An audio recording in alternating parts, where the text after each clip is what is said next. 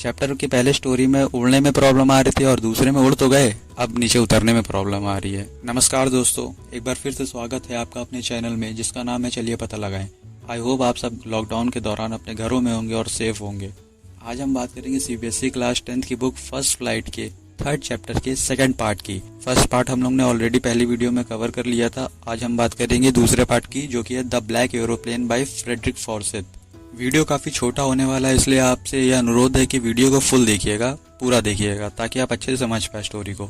इस चैप्टर में 2 स्टोरीज हैं और दोनों स्टोरीज ही फ्लाइंग से रिलेटेड हैं, उड़ने से रिलेटेड हैं। चैप्टर की पहले स्टोरी में उड़ने में प्रॉब्लम आ रही थी और दूसरे में उड़ तो गए, अब नीचे उतरने में प्रॉब्लम आ रही है। तो जैसा कि आप सब जानते हैं, मेरी वीडियो में हमेशा आपको वर्ड मीनिंग्स मिलेंगे, ओवरव्यू मिलेगा और पैराग्राफ वाइज एक्सप्लेनेशन और भी चीजें मिलेंगी। लेकिन आज मैं आपको ये बता दूं कि इसमें वर्ड मीनिंग्स आपको नहीं मिलेगी, क्योंकि इतने सारे स्पेशल वर्ड्स को देख लिया है जिससे कि आप वर्ड मीनिंग्स का कोटा ही खत्म हो गया है।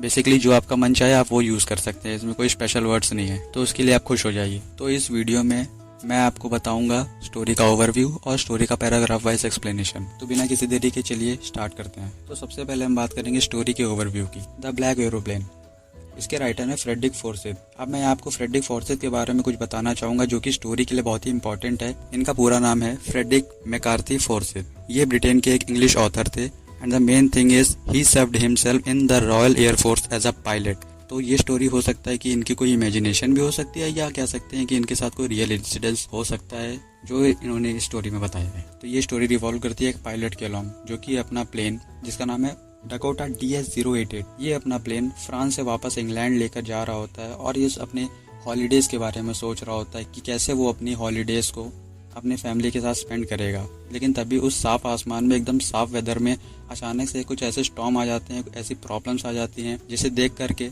राइटर काफी घबरा जाते हैं। लेकिन घबराने के बाद भी इन्हें एक ऐसी मिस्टीरियस हेल्प मिलती है जिससे ये काफी शॉक हो जाते हैं। तो इनकी प्रॉब्लम्स क्या थी और इन्होंने कैसे उस प्रॉब्लम को फेस किया, इनकी मिस्टीरियस हेल्प कैसे की, मिस्टीरियस हेल्प क्या थी, इन्हीं सबसे पूरा चैप्टर भरा हुआ है। तो चलिए पता लगाएं।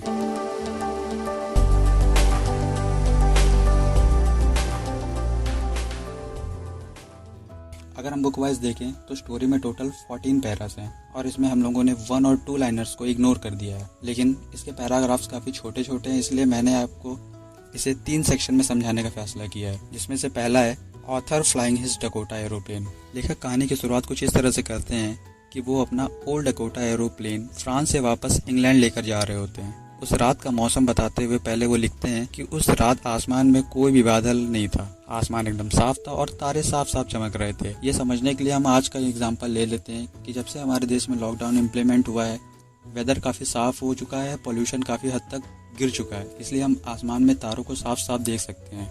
तो उसी तरीके से जब उस दिन आसमान साफ था, उस रात आसमान साफ था, तो उस रात भी तारे साफ साफ चमकते हुए देखे जा सकते थे। चांद राइटर के पीछे से इस डायरेक्शन में निकल रहा था। आई वॉज हैप्पी, यानी आई वॉज हैप्पी से हम ये समझ सकते हैं कि ये स्टोरी फर्स्ट पर्सन में लिखी गई है। लेखक को इस बात की बड़ी खुशी हो रही थी कि सोते हुए पूरा शहर उनके नीचे था और वो अकेले ही उसके ऊपर उड़ रहे थे। अब इस लाइन से हमें ये हिंट मिल सकती है कि उनका प्लेन पूरी तरीके से खाली था और वो अपना प्लेन सिर्फ अकेले राइड कर रहे थे और वो सोच रहे थे कि कब वो अपने घर पहुंचेंगे और अपने परिवार के साथ अपनी छुट्टियां बिताएंगे। इसी दौरान उन्होंने अपनी वॉच को देखा, उसमें 1:30 बज रहे थे, सुबह के 1:30 बज रहे थे। तो अपना प्लेन उड़ाते हुए उन्होंने शहर की लाइट्स देखी, सिटी लाइट्स देखी।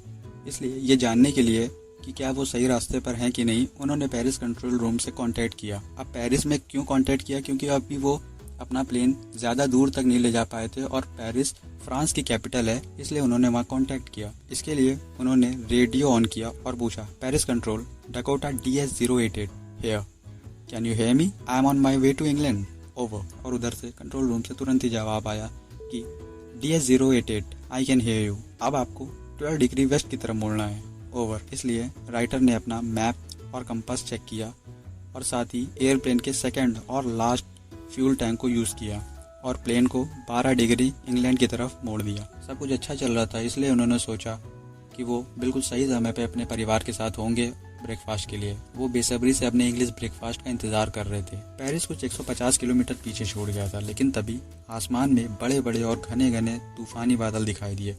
वो इतने घने थे कि जैसे बड़े बड़े काले पहाड़ सामने खड़े हो गए हों। जो पायलट का रास्ता रोक रहे हैं। वो जानता था कि वो उसके ऊपर से तो नहीं जा सकता और इतना फ्यूल भी नहीं बचाता कि अगल बगल से चला जाए, नॉर्थ साउथ से चला जाए। अब उसने सोचा कि उसे पेरिस वापस चले जाना चाहिए, लेकिन अगर वो ऐसा करता तो वो अपनी फैमिली के साथ समय पे ना होता और अपना इंग्लिश ब्रेकफास्ट ना कर पाता। इसलिए उसने इस ख्याल को तुरंत ही अपने दिमाग से निकाल दिया और सोचा कि वो रिस्क लेगा। इसलिए वो अपने प्लेन को उस बादल के अंदर, उस तूफान के अंदर ले गया ताकि वो उसको पार कर सके। अब उसने ऐसा कर तो लिया, लेकिन जैसे ही वो घने घने काले बादलों में गया, उसके सामने अंधेरा छा गया। उसके लिए कुछ भी देखना इम्पॉसिबल था। इसलिए वो पुराना एरोप्लेन डिसबैलेंस होकर उछलने और घूमने लगा। इसी के साथ उसके सारे इंस्ट्रूमेंट खराब हो चुके थे। उसे खुद पर विश्वास नहीं हो रहा था, क्योंकि उसने देखा कि उसके कंपास की सुइयां गोल गोल गोल गोल घूमे ही जा रही हैं। उसने अपने रेडियो से मैसेज भेजने की भी कोशिश की, Paris control, can you hear me. Radio से कोई जवाब नहीं था, क्योंकि उसका रेडियो भी अब खराब हो चुका था। हम बढ़ते हैं अपने दूसरे पैराग्राफ की तरफ, जो कि है mysterious help from the another aeroplane. Situation बहुत ही डरावनी हो गई थी। न कंपास न रेडियो, सब कुछ खराब हो चुका था। उसे कुछ भी दिखाई नहीं दे रहा था। लेकिन तभी उस घने काले बादलों में एक ऐसी उम्मीद की किरण दिखी जिसने लेखक को काफी सरप्राइज किया। उसने अपने बिल्कुल पास एक दूसरे एयरप्लेन को देखा। हालांकि इसके विंग्स पर कोई लाइट नहीं थी, लेकिन इसके बावजूद भी तूफान में उस एरोप्लेन को अपने आगे उड़ता हुआ वो साफ देख सकता था। उसने दूसरे एरोप्लेन के पायलट के चेहरे की ओर देखा कि उसने अपने एक हाथ हिलाकर उसे इशारा किया, जिसका मतलब था मेरी तरफ आओ। और ये देखकर उस मुश्किल घड़ी में किसी और को अपने साथ देकर उसे बड़ी खुशी हुई। दूसरा पायलट कह रहा था कि मेरे पीछे आओ। उसे पता था कि हमारा राइटर खो गया है और वो इसकी मदद करना चाहता था। राइटर को उसे फॉलो करने में और भी आसानी हो जाए, इसलिए दूसरे एरोप्लेन के पायलट ने अपना प्लेन धीरे से नॉर्थ की ओर मोड़ लिया। राइटर को उस अनजान एरोप्लेन के पीछे पीछे एक आज्ञाकारी बच्चे की तरह जाने में बड़ी खुशी हो रही थी। वो अनजान एरोप्लेन लगभग आधे घंटे तक राइटर को फॉलो करवाता रहा और राइटर को अब डर लगने लगा था, क्योंकि उसके पास जो आखिरी टैंक फ्यूल का बचा था उसमें इतना ही फ्यूल बचा था कि प्लेन सिर्फ 5 या 10 मिनट तक और उड़ सकता है। इसलिए वो अब घबराने लगा था। लेकिन जल्दी उसने देखा कि वो अनजान प्लेन धीरे धीरे नीचे जा रहा है और उसी का पीछा करते हुए हमारे राइटर का भी प्लेन नीचे जाने लगा। अचानक उसने देखा कि वो बादलों से बाहर आ रहा है और उसे 2 लंबी लंबी सीधी लाइनें दिखाई दी। जी हाँ, ये एयरपोर्ट का रनवे था। अब उसे महसूस हुआ कि वो सेफ है। खुशी से उसने मुड़कर उस ब्लैक एरोप्लेन में बैठे अपने फ्रेंड को देखने की कोशिश की, लेकिन ब्लैक एरोप्लेन वहाँ था ही नहीं। पूरा आसमान खाली था, वहाँ कुछ भी नहीं था। यहाँ पर सेकंड पैरा खत्म होता है और अब हम बात करेंगे थर्ड और लास्ट पैरा की, जो कि है the author's great surprise. Aeroplane safely land हुआ और हमारा राइटर प्लेन से उतरा। अब ये लाइन देखने वाली है जिसको आप लोगों को थोड़ा सा नोटिस करना चाहिए। I landed and was not sorry to walk away from the old Dakota near the control tower. यानी कि जैसा कि स्टोरी की स्टार्टिंग में हमें पता चल जाता है कि इस राइड के बाद अब लेखक की छुट्टियां होने वाली हैं और लंबे समय तक वो अपने ओल्ड डकोटा एरोप्लेन से दूर रहेगा। लेकिन बजाय इसके दुख, बजाय इसके सॉरी फील करने के, लेकिन बजाय उस ओल्ड एरोप्लेन को ट्रिब्यूट देने के, वो वहाँ से तुरंत ही चले गए। उन्होंने एरोप्लेन के लिए अपने उस इमोशंस को छोड़कर सीधा कंट्रोल सेंटर के लिए चले गए और जाकर वहाँ एक वुमेन से पूछा उस ब्लैक एरोप्लेन के बारे में। उस ब्लैक एरोप्लेन के पायलट का पता लगाने की कोशिश की उन्होंने। वो तूफान कहाँ आया था, वो कहाँ फंस गए थे और दूसरा पायलट कौन था जिसने मेरी मदद की। मैं उसे थैंक यू कहना चाहता हूँ, ऐसा लेखक उस लेडी से कहते हैं। इस बात पर उस औरत ने उसकी तरफ देखा और फिर हंसने लगी। उसने कहा, दूसरा एरोप्लेन? तूफान? कहाँ तूफान? नहीं नहीं, आज रात तो तुम्हारे सिवा और कोई भी एरोप्लेन नहीं उड़ा। कोई भी आज फ्लाइट टेक ऑफ नहीं की। आप ही अकेले उड़ रहे थे, जो कि रेडार में हमें दिख रहा था। वहाँ कोई और प्लेन तो नहीं था। अब ये सुनकर लेखक के पैरों तले जमीन खिसक जाती है कि अगर रेडार पे वो एरोप्लेन दिखाई नहीं दे रहा था तो कौन था जिसने उसकी मदद की उस तूफान में? कौन था जिसने मुझे बिना किसी कंपास, बिना किसी रेडियो के सेफली लैंड करवाया? और कैसे उसने उस लिमिटेड फ्यूल में मेरे प्लेन को लैंड करवाया, वो भी सेफली? तो कौन था उस अनजान एरोप्लेन का पायलट जिसने मुझे उस स्टॉर्म से बाहर निकाला बिना किसी लाइट्स के? इसी के साथ यहाँ पे स्टोरी एंड हो जाती है। अब लास्ट लाइन से हम एक ये कंक्लूजन निकाल सकते हैं कि यहाँ पे कहा गया है एरोप्लेन विदाउट लाइट। अब लाइट्स के बिना, वो भी रात में, कौन सा एरोप्लेन उड़ता है? तो इस लाइन से हम ये समझ सकते हैं, ऐसा अंदाजा लगा सकते हैं। मैं इस बात की कोई भी कंफर्मिटी नहीं करता हूँ, लेकिन हम ये अंदाजा लगा सकते हैं कि ये राइटर की एक इमेजिनेशन ही हो सकती है, क्योंकि रात के टाइम पे शायद ही कोई ऐसा एरोप्लेन होगा जो कि बिना लाइट्स के उड़ेगा, और वो भी इतने बादल में। तो हो सकता है कि राइटर ने एज अ पायलट सर्व किया है अपने नेशन में, तो उन्होंने एक इमेजिनेशन के तौर पर ये स्टोरी बिल्ड कर ली हो। होने को तो कुछ भी हो सकता है।